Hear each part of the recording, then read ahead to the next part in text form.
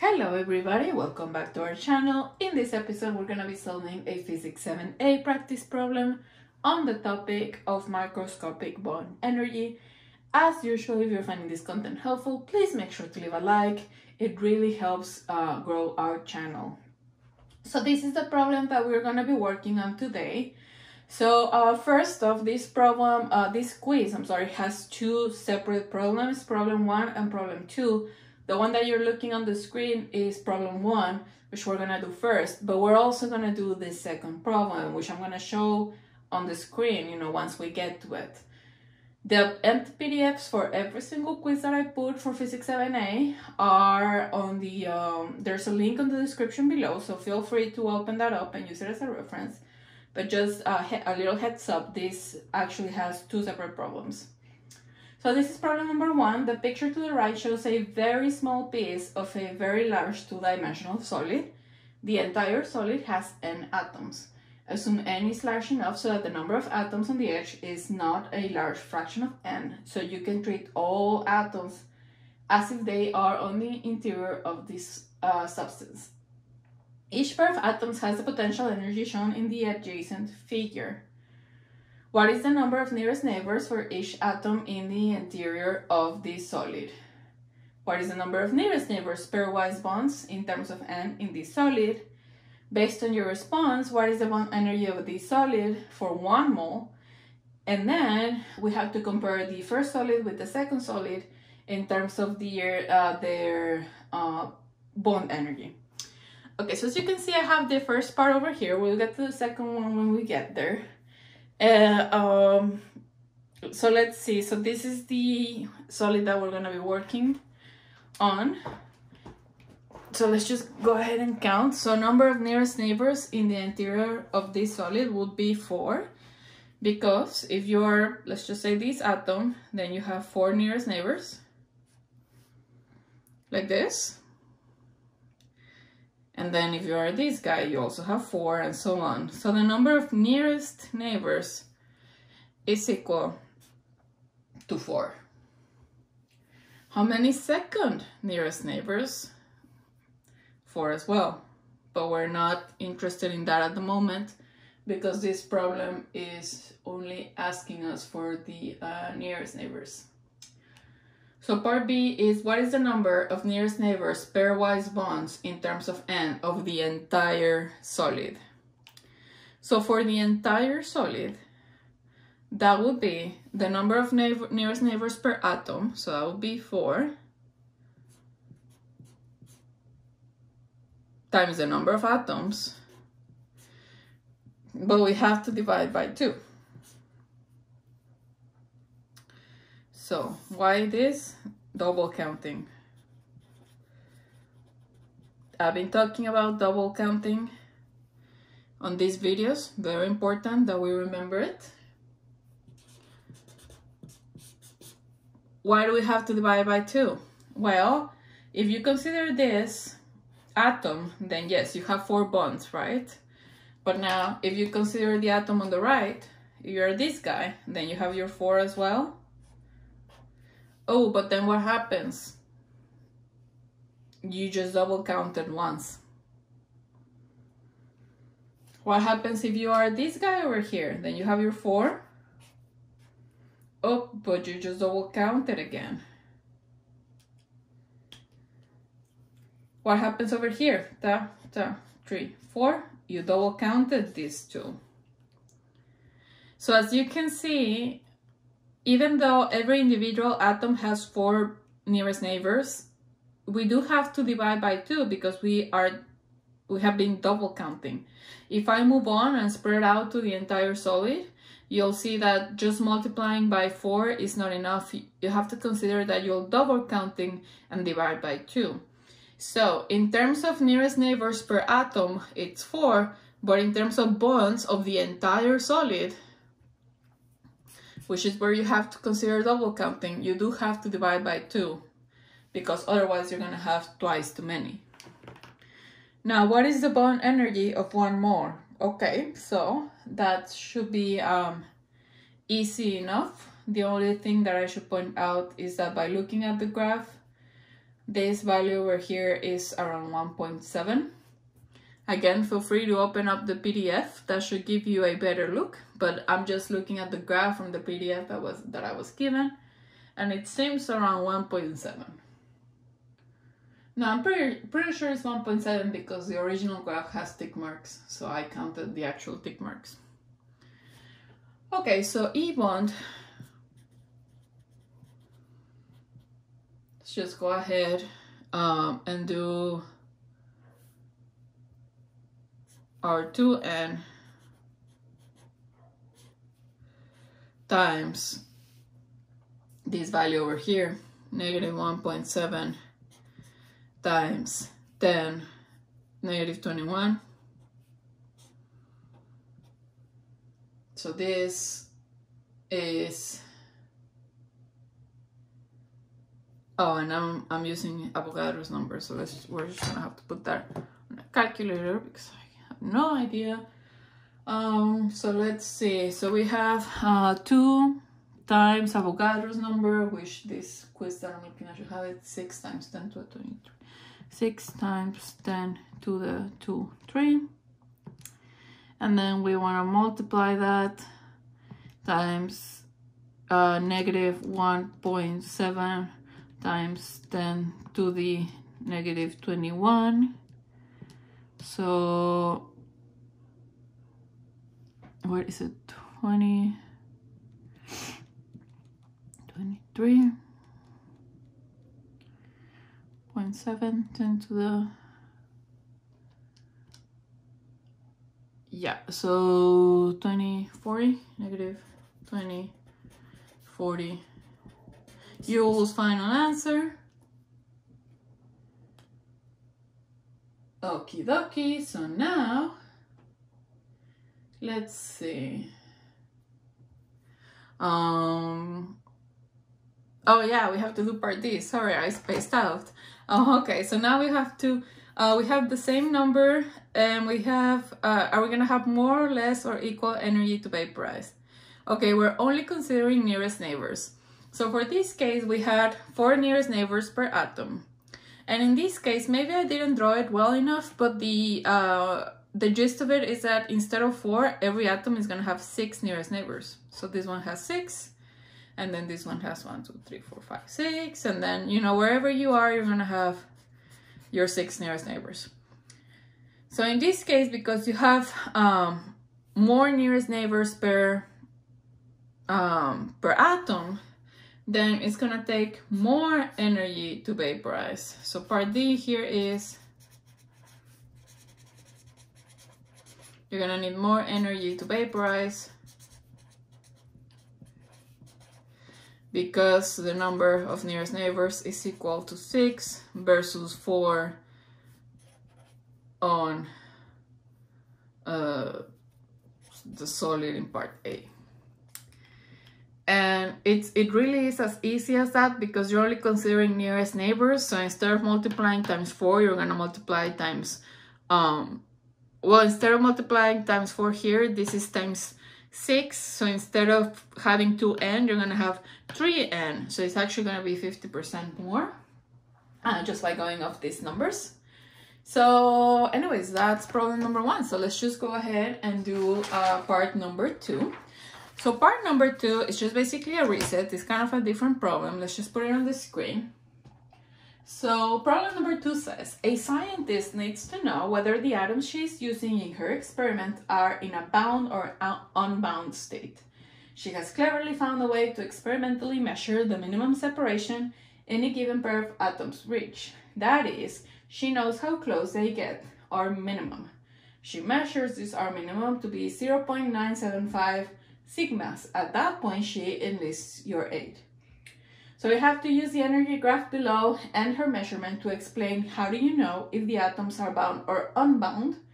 And also we have to use this graph and sketch the kinetic energy and the total energy on the chart as part of our explanation.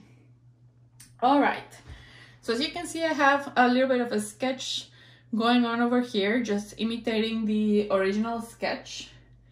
And let's just go ahead. Our minimum is 0.975. So 975. Okay, so that should be, you know, more or less over here.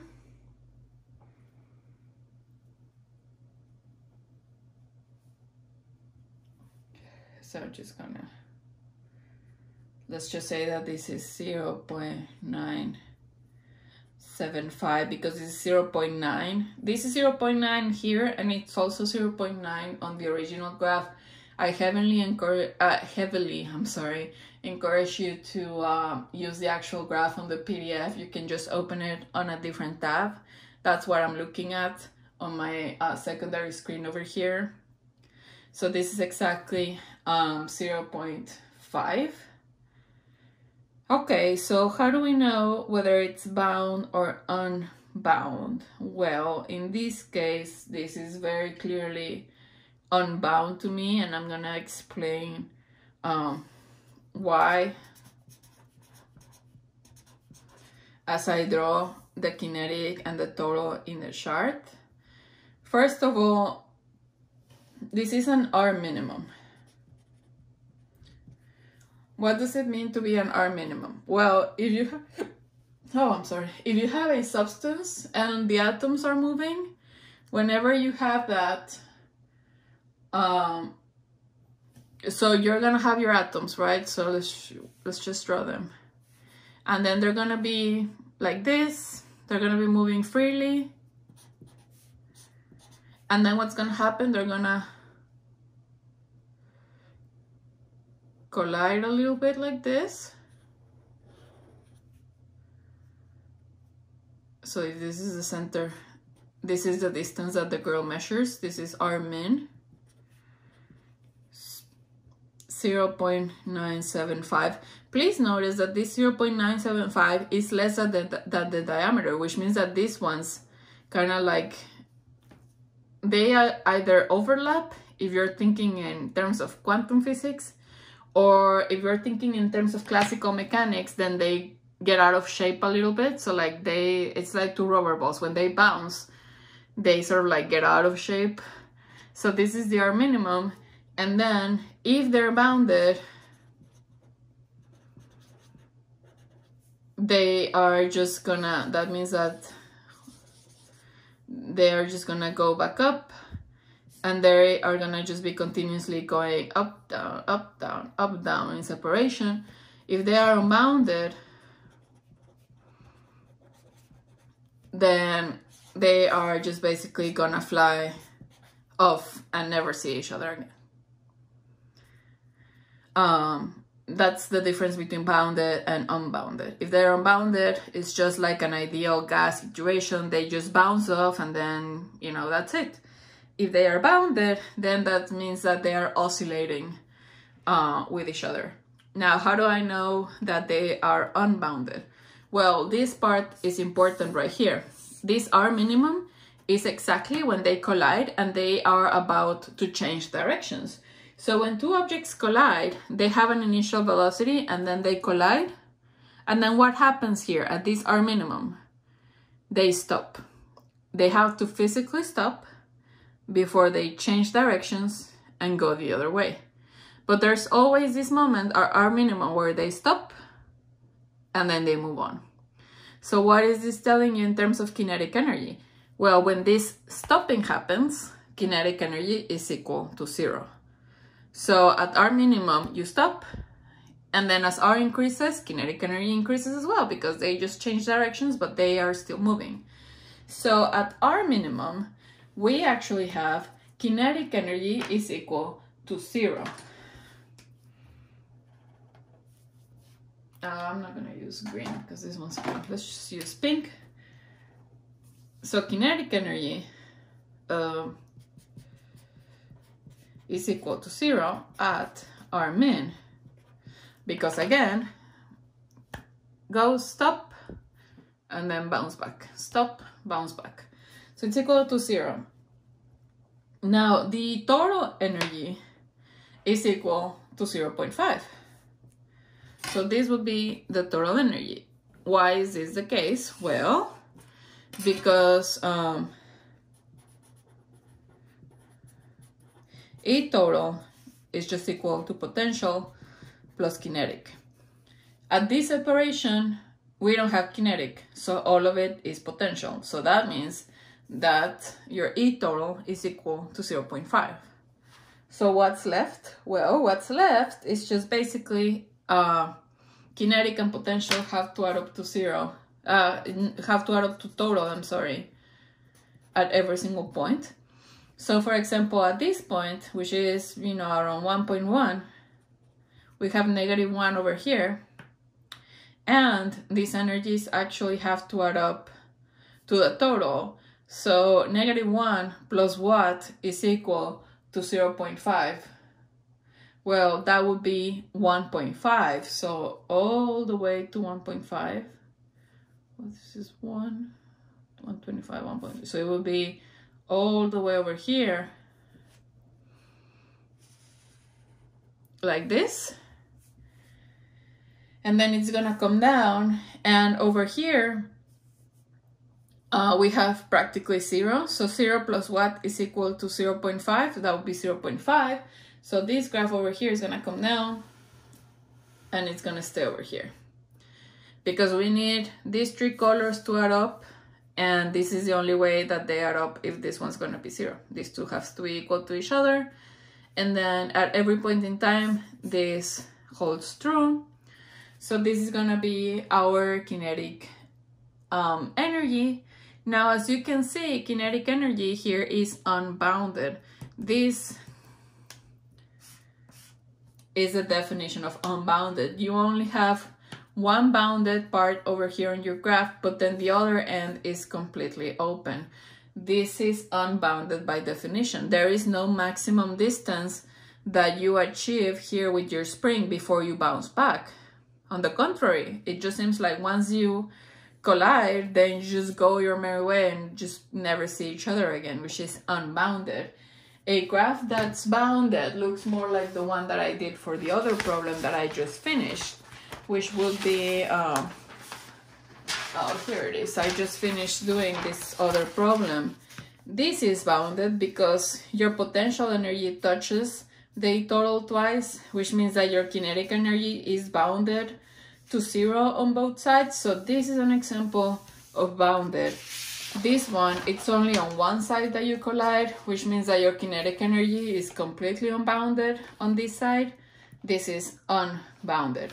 Now, here's a little bit of a trick for you, but, you know, just be mindful. I don't like memorization, but this is always going to be true. Whenever your E total is a positive number, that means unbounded always. So if your total energy is positive, that's unbounded for you always, because kinetic energy can't be negative by definition, and potential energy goes to 0. So that basically means unbounded.